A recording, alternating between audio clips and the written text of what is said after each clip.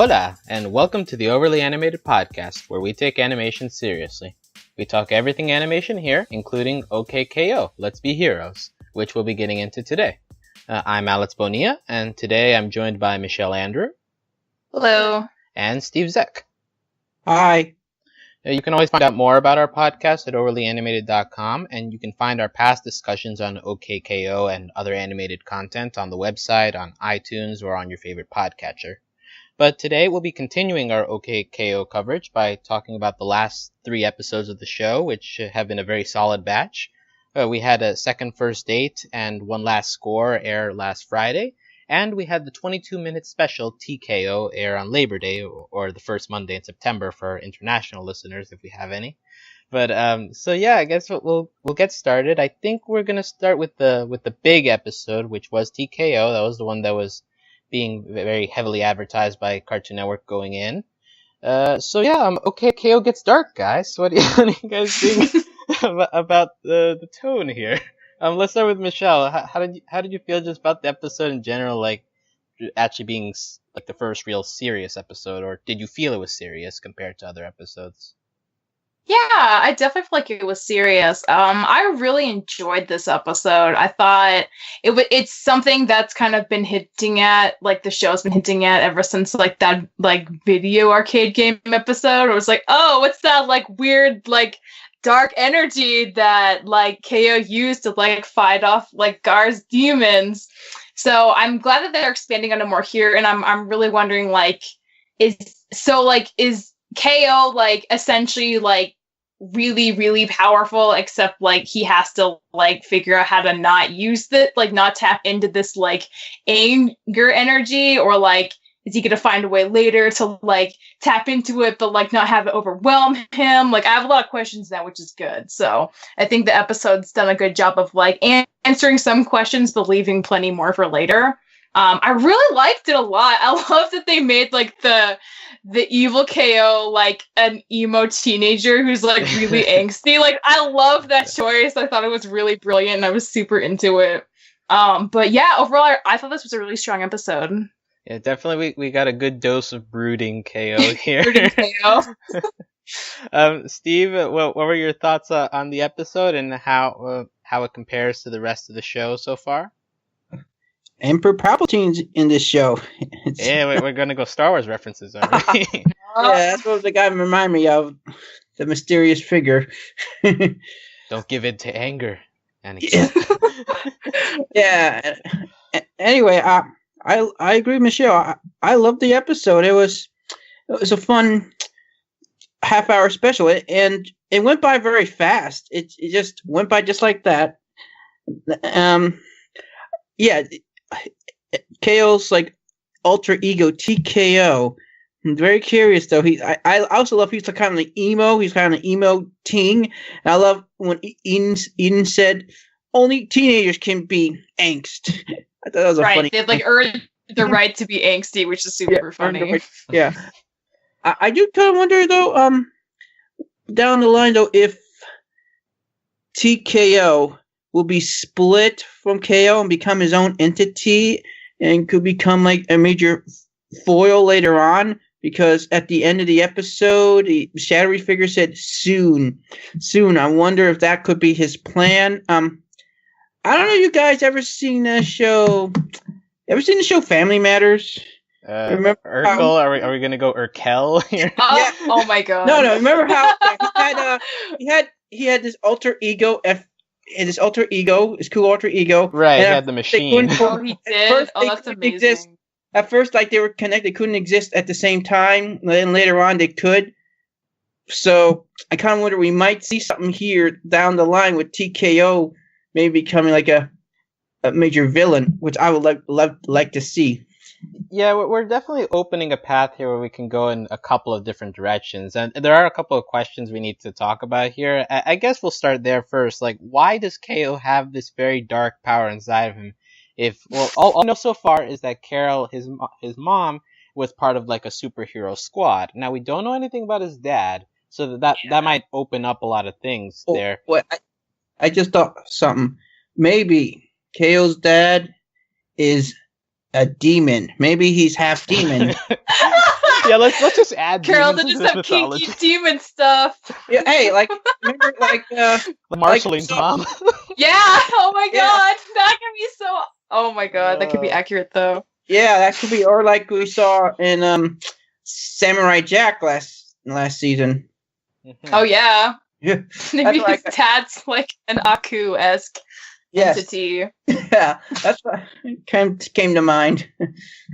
Yeah, so I think that's the leading theory, right? That whatever dark side that KO has to have come like from his father's side, because otherwise, like, where else would this originate from? Like, that's like the main missing piece, at least in KO's heritage, to figure out where that came from. And does Carol even have a line where she's like, "He didn't get this from me. I'm so confused." True, like, true. Where did this come from? So yeah, she's definitely off the hook there. Yeah. So we have that to think about. Also, who is Shadowy Figure? I mean, I guess quote Yeah. unquote we know who he is, but like, why? I don't know. I know the obvious thing to say is he could be his dad. I kind of don't think so. I think if we go by our theory that his dad's a demon, he might be his underling. Mm-hmm. Well, let's just get this out of the way. I think like he's very similar to Professor Venomous. I think we all assume that they're the same person, right? Or no? Is Professor Venomous? Is he purple? I think he was. Okay. Yeah. If that's true, then yeah, the clues are adding up. Yeah, and I believe they're even the same voice actor, so I don't think they're doing much to hide it. But I think the bigger question is just why are they connected? Why does Venomous care about KO? Mm-hmm. Yeah, and the father theory is interesting that somehow like they're related, and somehow like he and Carol have a history as well. Mm-hmm. Yeah, so I wonder where was his assistant though.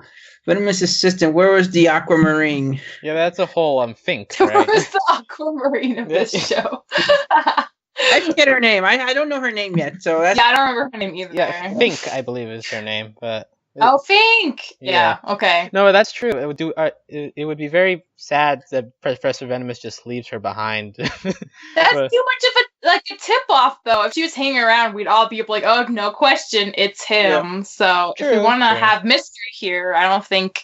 Also, he probably doesn't want her to know he's, like, doing this stuff for whatever reason. Interesting. Maybe he worries that she's going to be worried that T.K.O. is going to take her spot, which is or something. True. Yeah, she could consider him a rival. Yeah. Well, to follow like the Star Wars thing that you mentioned, maybe he's looking for a new apprentice. Yeah.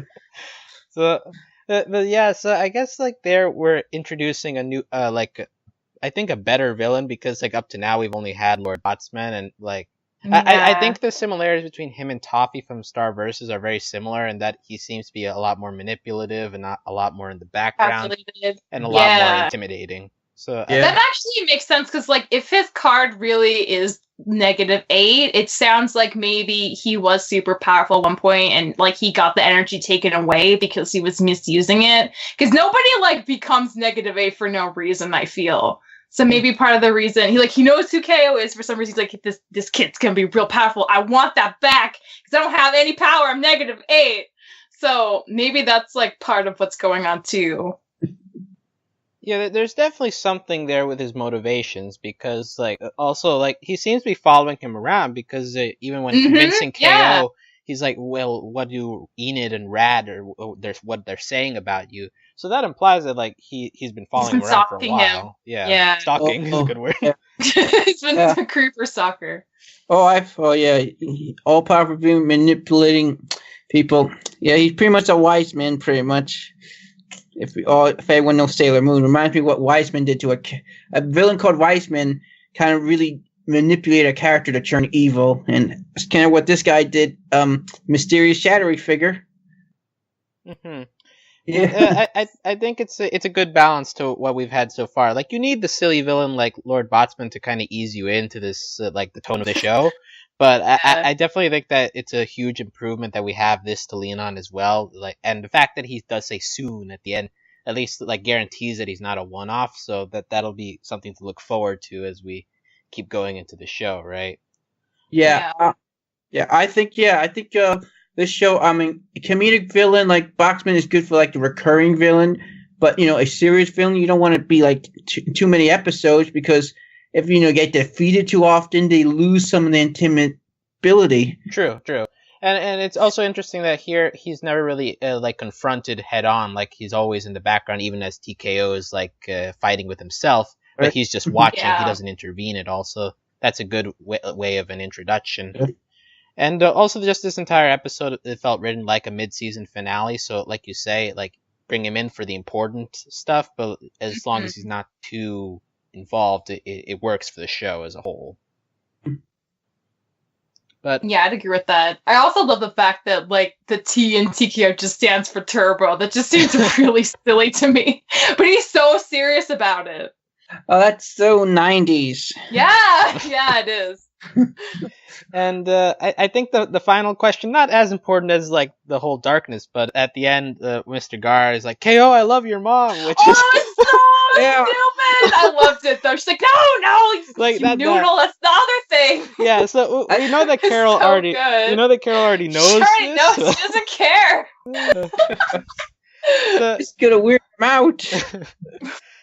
So I guess it's not that big of a question per se, but it's just more like now that Mr. Gar has like finally admitted this in public and all, is their interaction going to change at all, or are we just going to keep being very icy to each other? I mean, they're not even icy. He's just really awkward, and she's just like super chill and doesn't really care. She just like brushes off the awkwardness, but doesn't engage.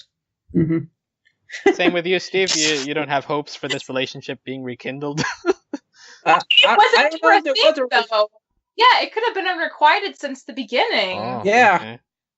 I don't know if they had a real relationship to begin with. Who knows though? Who knows? But Mr. Gardo, he's trying, but he's not pushing himself on her. So at least I respect him for that. Mm-hmm. Right. And so I guess like now we'll go into the episode like just like a recap here, just stuff that we haven't really touched on yet. But like at the beginning scene, I think is very very nice. Baby KO is precious, like the definition of a cinnamon roll. Yeah, he gets so mad about the fly. It's like so relatable and adorable. Also, shout out to the show for fitting in the blackfish, whitefish in the pond. I mean, that's an old thing, but Avatar is the first thing that comes to mind with that. But the whole balance thing. But yeah, it's just I think a very nice beginning to the show, very calm, and it's good setup for the ending of the show as well, how KO handles the focus part of it. So we have that. Then we have like the battle with Daryl and them essentially. He interprets it as talking down to him, like KO, great hustle, oh you're cute and all. So like, do we feel that the characters have actually been treating KO not as well as they should have, or is this just a misinterpretation of like as a child would see it? I think it's just misinterpretation. You're not doing anything wrong. I'm sorry. It just is just so much like that. The Black Moon arc and Sailor Moon. I'm sorry. It just. I know you guys seen that, but that's pretty much what it is here. Just KO, just a kid, and he wants to kind of grow up and see them. They're being nice to him, but he sees that as patronizing, or at least later on he sees it patronizing when shadowy figure manipulates him into thinking that. Mm-hmm. I think he already sort of felt it before the manipulation, but like shadowy figure like helps it to make it become a source of anger, whereas before it was just frustration, right? Yeah. Mm. So we have that him like monologuing to himself. He has his PAL card and he's like refreshing as if it was on a phone. Just yeah, that was a good touch. So that's relatable. So we have a shadowy figure talking to him, right? Telling that he's been watching him and he knows that they talk down to him. He tries to get him angry out of the frustration that he feels from talking down, but it turns out to be more his frustration with not being able to progress. So that was interesting. That his first attempt at anger didn't work, but it was more like a anger of self-doubt of himself rather than his treatment from others. So I found that an interesting take on that. Then we have the birth of T.K.O, who basically Shadow the Hedgehog, at least to me. Just big spiky hair. After the commercial break, it's Carol asking, "Do you happen to know where my eyeliner went?" That was so good because he still looks so pissed off and so moody. Right. The moody ting. I just love that. That's so funny. Just him like being so annoyed with like the bucket getting spilled and just being like, like I have to pick it up. This sucks. And just like wearing his headphones. It's just like so good. Yeah, just everything life sucks. Everything life sucks. Even like there's like a pizza metaphor that he threw in there, like the pizza cake thing. Yeah, well, something like the dough is the betrayal, and the pizza metaphor. It was so bad, and he thought it was so deep. It was amazing. I love the part though when Eden pretty much said, "I told your mom." Pretty much, I tattled on you. Yeah. Oh yeah, that was really funny. Yeah, we get to that a little bit later, right? But before we just move on from the story, I do want to mention Rad in like a My Chemical Romance outfit. That was pretty awesome. Him trying to be cool. He's like, he's trying to be cool, like okay, and she just like totally blows him off, and he gets really sad. He immediately starts crying eyeliner. Yeah, no, the eyeliner cry was so good too. Yeah. Oh, so it seemed like it seemed probably one who wears the least amount of eyeliner in this group. Yeah, he does seem the most likely to use. Mm-hmm. Yeah, he does. Yeah, just like the little touches of like almost every part of emo culture is great. Oh yeah, it was so good. So yeah, then we have the challenging to a power battle. They begin to have a fight scene. I don't think it's the best of the show, but like it's long and it does like it's exciting at parts, I think. Oh, I got a new theory though on the robots, how they work. I think when they get defeated and Boxman rebuilds them, all the memories of their previous robot is installed in their brain. So, that would make sense. Yeah, I guess so. Although they're not really smart enough to use their memories to be better. But there's that too. Yeah. So but just to be vengeful. Right. But yeah, he begins fighting Enid and Rad, and Enid goes off to tell Carol, "I told your mom," right? But then he goes, "It's not a phase, Mom." I think that's the line of the episode. Oh man, it's so good. And also, like later, he also shut the front door. So like just lots of one-liners from T.K.O. that like.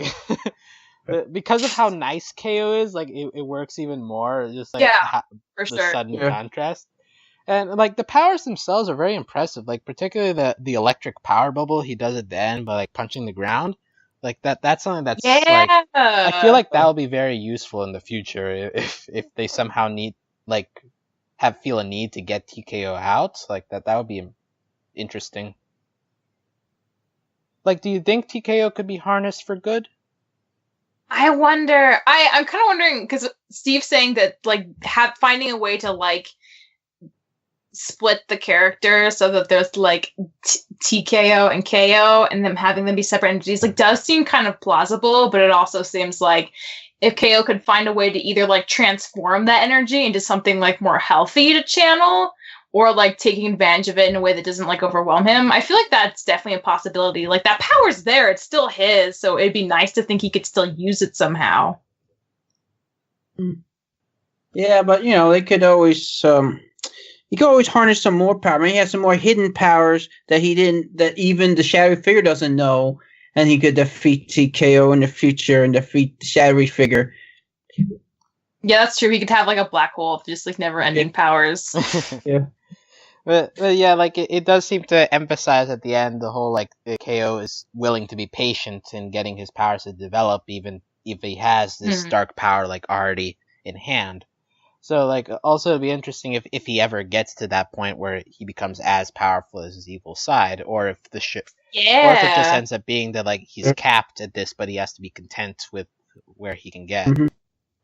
Or maybe he ends up like finding his strength in non-physical ways. Because he was kind of like when he was fighting himself, that was kind of a topic of discussion. He was like, "Do you think you could ever be as strong without me?" And he's like, "Well, I don't know, but I don't want to do it this way. If it means hurting my family and friends, that's not worth it." You know what? I just remind me of Malachite. I just thought of Malachite. Right? It's pretty much kind of similar. Only not really. Well, kind of similar. The two beings inside one body. I guess that's about the stretch of it. Yeah, that's what I'm trying to say. It's a bad fusion. But it's not even a fusion. It's either one's in control and the other kind of deal, right? One of them has to be in the cage. No, and it is at all times. Yeah, it's like a mental battle in that one has to keep the other one down. But... Exactly. Huh. Yeah. I'm sorry, this show has a lot of little anime influences, anime stuff in the backdrop that I know of, that I'm not sure you guys know of. That's why we but... have you here as our anime correspondent. Exactly. Okay. This the whole split powers. I'm thinking, I don't know of the series Bleach, and maybe the listeners know about this series. And the main character has this other alter ego inside of him, kind of a hollow side, and they sometimes go at war over who's in control. And also Naruto in the Nine Tails. Like I said, it's probably over your guys' head, but maybe the listeners know what I'm talking about. Yeah. But yeah, and Eden's powers, though, how she turns into wood, though, that's something I see in Naruto too. So this is such a meta anime influence show. I mean, right, and I think just the trope of separating the two into a good and an evil side, I think that's been done a lot. Just recently in Rick and Morty, we had the whole evil Rick toxic Rick versus healthy Rick debate as well. So I think it's a thing that's been done a lot, but at least here it's the contrast is really funny, so I think that's what makes it work. But yeah, I agree. And just the fact that it is finally a serious element that you're introducing into a show that's been mostly silly, so that helps it to feel substantive. Yeah. So any final thoughts on this episode? I think in the end we consider one of the better episodes of the show just because of how important it might end up being. We learned plot stuff. Yeah. Yay! But we learned plot stuff, but on its own, do you feel it was entertaining? Oh yeah, no, it had a lot of really good standalone moments, and it did feel like one complete episode, and it didn't feel like any part really dragged. It felt pretty tight, and I appreciated that too. Yeah, I thought it was a very good first special episode. I mean, even though it didn't feel as epic as maybe some other ones, later episodes like Steven Universe or Avatar: Last Airbender. So I expect future ones to have a little more stake, feel a little more epic, but for first one, it was great. Yeah, because I've seen this compared to Mirror Ocean Gem, because that was the first major 22-minute of Steven Universe. And I guess the comparison works in the way that you're introducing a big thing, but while still trying to keep the silly tone of the show. For that, Mirror Gem is very silly with the fart jokes and all, but it becomes serious. For sure. I think OK.K.O. it handled that balance pretty well of being funny while still introducing the plot elements. Yeah, that's a good comparison, actually. Yeah, and it should be because the people who work on the show, Ian Jones Quarterly. Yeah, he was with them when that happened with the whole episode. Yeah. So TKO, very good episode. So yes. Now we can work our way backwards. I think of the two on Monday, I think the one that has more to talk about would be Second First Date, if only because Enid and Rad are. So do we have a ship, or do we have a ship that's already sunk? Ship that's already sunk all the way. Okay. The Cupid guy's even platonic love is beautiful kind of love I didn't consider. That seems to have sunk the ship. Okay, let's talk Cupid. Cupid is awesome. Cupid is so awesome. He's so muscly. Hardcore Cupid. Full hearts. Oh, he's so good. Shades. I think Cupid represents the fandom, the shippers, pretty much. And you know what? I think what the writers did here was very smart. A preempt episode like this, they were not really they knew maybe some people might ship Rad and Inrint, So they pretty much got this episode out of the way to establish what kind of relationship they're going to have. And personally, I never really saw any romantic tension in those two characters. And also, as someone like who's in the working world, they work together, and that's kind of, you're not supposed to have relationships with people you work with. That's kind of in a lot of places really not allowed. So I never really considered it. So maybe that's just the adult in me talking. Maybe younger kids don't really understand that. No, I agree with you that this show hasn't really done romantic tension between them. Like, so that line from Cupid came out of nowhere to me. But yeah. Like, I guess I see your point that they're preempting, but I just think that the show hadn't portrayed them at all in that way up to now. So no, yeah, definitely. So I feel like the preempting was way too early, but it was a fun episode regardless. I think it worked though, because like one of the things we really got was kind of seeing Rad before he was like the super like I'm cool like bro Radicles now, like way back when he was like super nerdy and like kind of a chill, nice, authentic guy, and we saw like the beginning of the transformation when he starts to think, oh no, I gotta be a jerk for people to like me, and like I had to put on this like really bro-ish persona to be accepted. Like that's where it started, and it's really interesting to see that. Because like if he'd stayed chill, maybe they would have worked out, but that's not what happened. Yeah, I think if the goal of the episode was to make me hate his friends, then it worked. Yeah, for real. Oh, those guys! I tell you though, speaking of friends, though, guess who's back? Elodie's back. Yeah, here in the Elodie flashback. makes a cameo. Yeah. Yeah, go on. Yeah, no, you go on. You go. Oh, well, just like well, I guess we'll just start from the beginning since like Elodie is near there. So we have the whole flashback started by Cupid. Just before I forget, Cupid is voiced by Diedrich Bader, who our listeners will know as Judah on BoJack Horseman, the really bearded guy. Huh? Also voiced Batman and Batman the Brave and the Bold. It's another old animated show. But yeah, so he has his all-remembering eye, so he just stalks all relationships, I guess. That's how he gets his kicks. So yeah, Tina Enid drops her ninja mangas, I guess, and Rad. Yeah. Oh, you see that? Let's talk about that. What was she reading?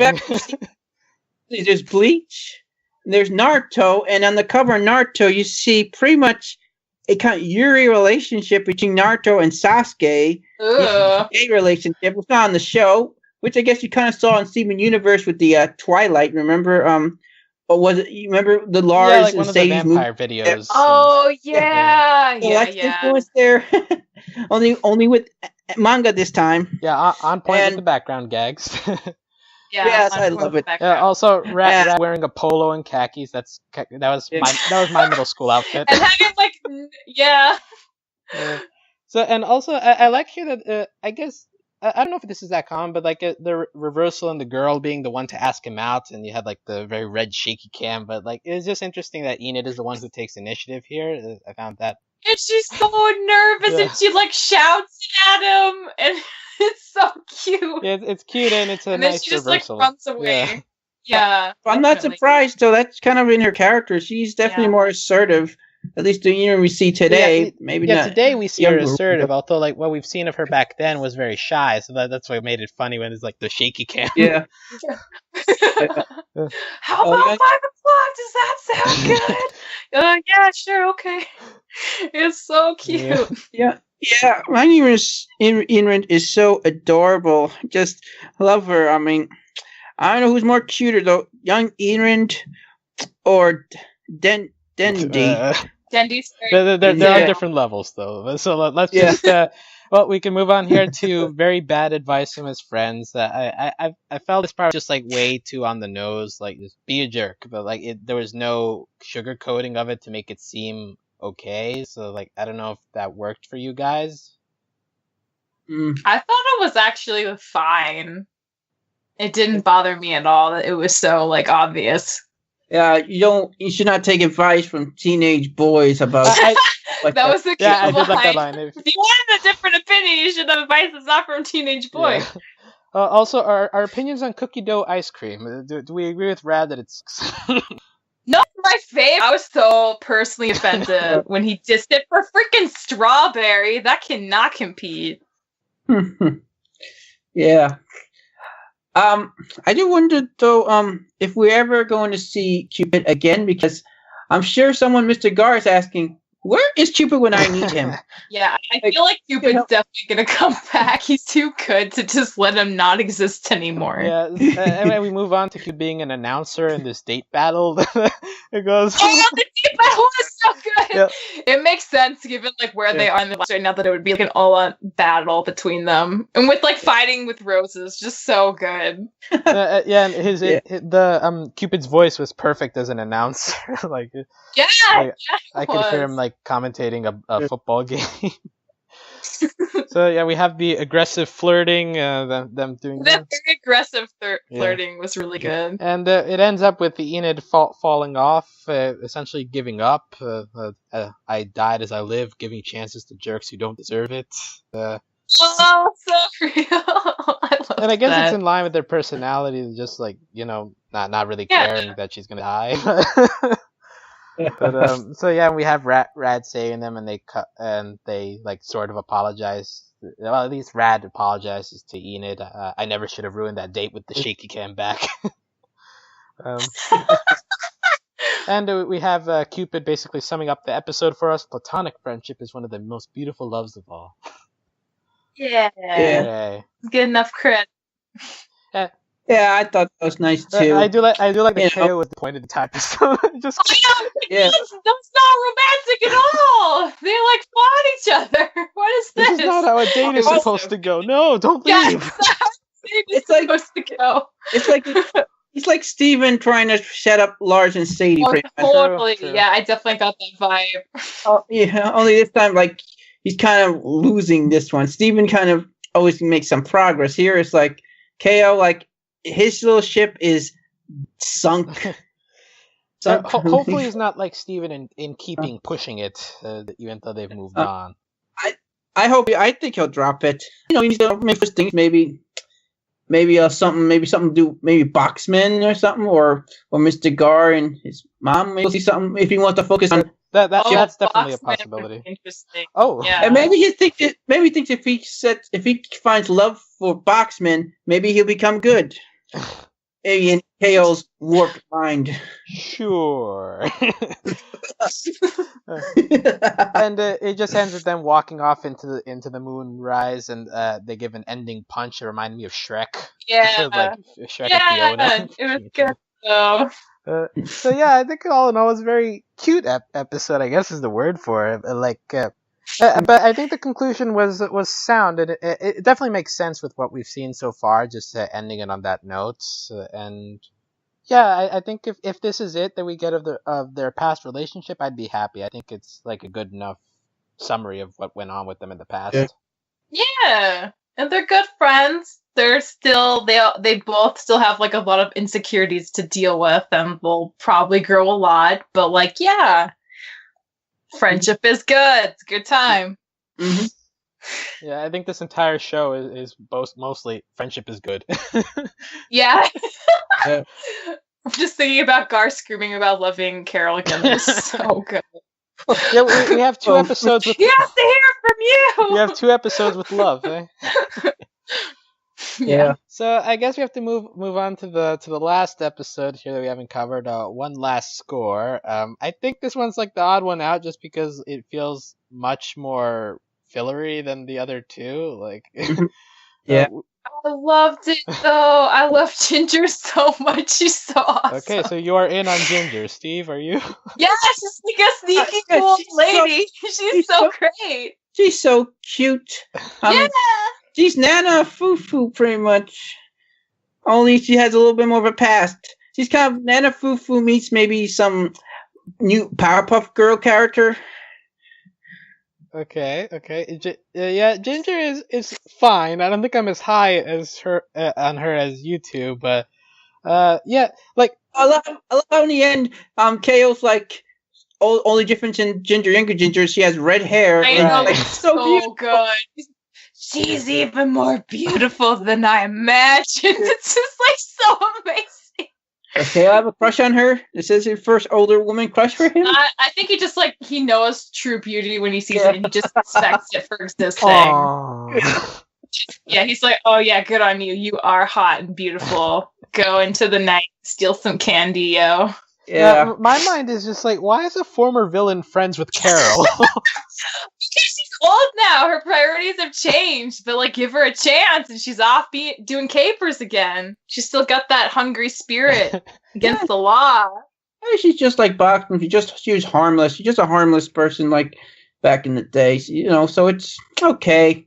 Just humor her. She's not someone who's ever really a dangerous, like shadowy figure. Or if she only her goal is candy sniping, not like people. So yeah. I think it's pretty okay still. Yeah. Okay, so we're giving her a pass because she's a petty thief. Okay. Yes, she's a petty thief. All right. So here, I think also this episode was like the weirdest in terms of like faces. Like a lot of stuff felt very like they had a lot of freedom drawing. Like T.K.O in the beginning is like a literal bird just eating candies like worms. But, I loved it though. It felt very cartoony, but I thought it was really refreshing. It was the cartooniest of the episodes of these three. Yeah. But like it works. Like just the show in general, it's free to draw however it wants. Just here it stood out because this is how weird it was. Yeah, it's like a lot. I'm kind of surprised we never found out what happened to Ginger's partner. Like whatever became of him. She made him up. She told us something. And she's like, I lied.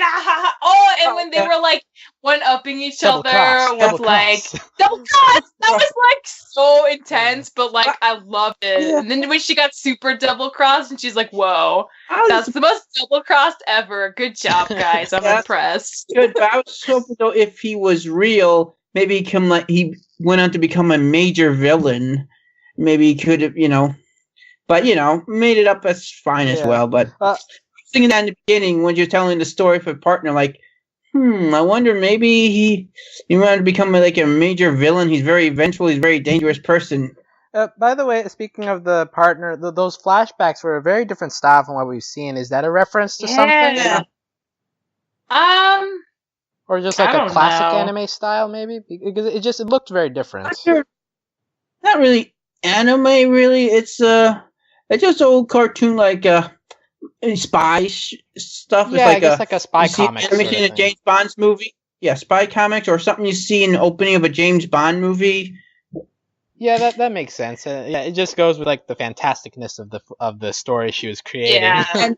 Yeah, very 60s too. Very 60s influence. Yeah, that's why I figure like if it was a reference to something, it would have to be like something old. But yeah, so like that was an interesting use. Like just this entire episode, I think it's highlight is just like the weird drawings that they were able to do.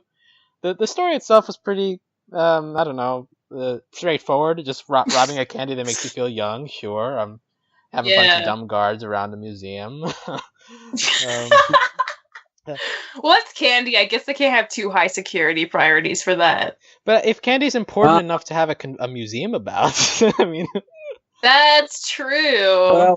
Well, if this was the Candy Kingdom, perhaps.